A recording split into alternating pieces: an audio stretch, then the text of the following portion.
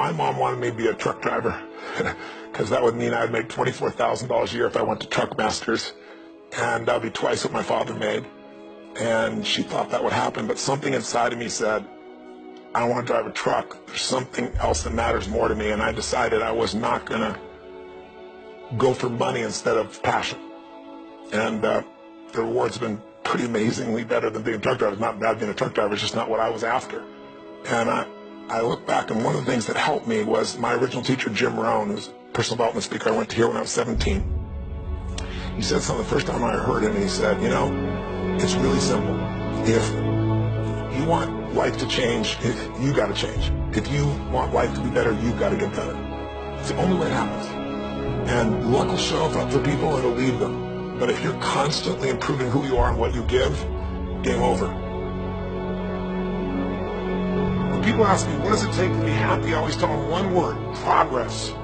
Progress equals happiness. Even if you're not where you want to be yet, if you're on the road, if you're improving, if you're making progress, you're going to love it. You're going to feel alive. On the other hand, it doesn't matter how successful you are. If you stop growing, you start dying inside. I've always had this belief: if you want to be successful at anything in life, never leave the sight of setting a goal without doing something that commits you to fulfillment. If you get, you're in state, right, when you do something. While you're in state, that's the time to commit yourself to something that makes you follow through. So I'd call somebody up, I'd schedule something, I'd lock in the next meeting, I'd sign up for the class, I'd enroll the guy who was going to mentor me, I'd set the meeting with a mastermind of people I met. I did something so that whatever I committed to, there was something when I went home that would pull me there. It's structure. This could be the greatest time you ever live if you control what you focus on, if you find a more empowering meaning, and if you decide to model the actions of those who succeeded before you. It can be the best financial time, the best emotional time, the best spiritual time of your life, but you better take control of your state. And if you think you're going to do it just by today, you're wrong. You're going to need to get yourself some rituals. Right now, every one of you in this room is controlled by your rituals. I don't just mean this one. I mean every morning you get up. I know your body. I can look at your body right now, and I can guess your rituals. Some of you, your rituals to work out 5 times a week, I can see it clearly. 4 to 6 times a week, it's obvious. Because you couldn't look like that if you didn't do that. Some form of workout. I don't care if it's walking, lifting, whatever. Some of you, it's obvious that lifting weights is part of it. You can see by that man's muscles. I know what his rituals are. Because your life comes from your rituals. If you don't develop the ritual, you're kidding yourself. How many agree with me on this? Raise your hand and say, I. And there are rituals that put you in state, and there are rituals that take you out of state. But if you've got what you know, that focus, the target, and you got the toolbox, and you're still not getting what you want, it's because you got inner conflicts. That's the third pillar. You've got to resolve your inner conflicts. Because as I try to explain to you, 80% of success in anything is your psychology, and 20% is mechanics. So those inner conflicts are when you take 2 steps forward and you pull 3 steps back. Right? When you say, boy, I'm totally committed to this, but you don't follow through. This is my expertise, the why guy part. Why? Why do you keep saying you want this? You have crystal clarity, you have the tools, and you're still not getting it? There's a conflict in you. Align your life with what is most important. And then once you are in a position where you're aligned, guess what you'll do? Take action. You won't have to work out. When everything's in alignment, there's nothing pulling you away, boom, you go for it. Progress comes when you tell yourself the truth and you're able to feel the uncertainty and take action anyway. The thing that stops us all is fear. It's no surprise.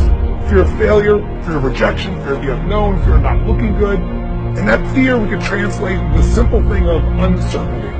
Now when you look at someone who's incredibly successful, you look at someone who's truly a leader in their life or in their field, the one thing they have in common is they exude this sense of certainty.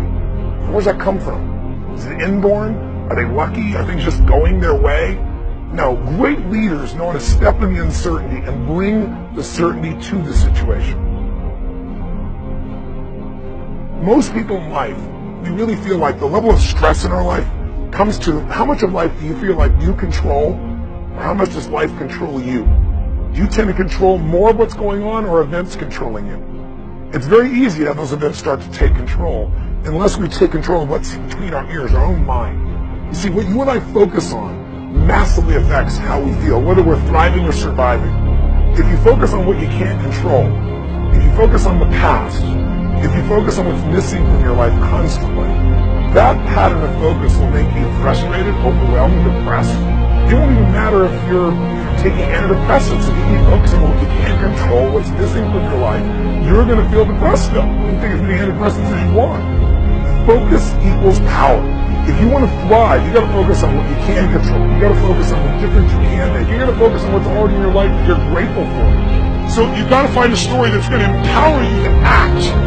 A story that's going to get you to find the breakthrough. Because otherwise, with a lousy story, you'll never find the strategy, or you'll come up with a reason why it's too expensive, you can't get there, you can't access it, or you'll even get the strategy and then half-assed apply it just so you can reward your story that says it doesn't work because I tried it. Resourcefulness is the ultimate resource. And if you don't have what you want, stop telling yourself the story because you don't have the money or the time. That's bullshit. It's because you haven't committed yourself where you would burn your boats. If you want to take the fucking island, burn your fucking boats. And you will take the island because people, when they're going to either die or succeed, tend to succeed. But most of us give ourselves a way out, and that's why we don't have what we want.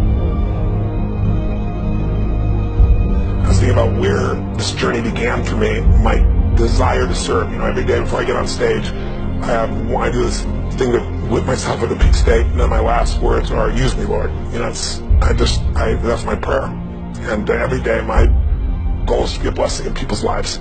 Just do more, give more, share more, create more. What you need will be there. It's like air. You don't stop to think about when you take a breath whether it'll be there or not. It's always going to be there. Yeah. You just got to do your part.